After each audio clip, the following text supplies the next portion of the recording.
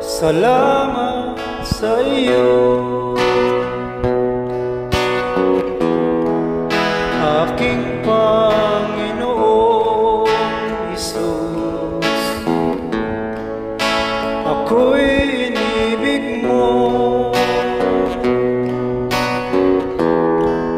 at inangkin lubos. Ang tanging alay ko sa'yo, aking Ama, ay buong buhay ko, puso't kaluluwa. Hindi makaya na maipagkaloob, mamahaling hiyas o gintong nilugo.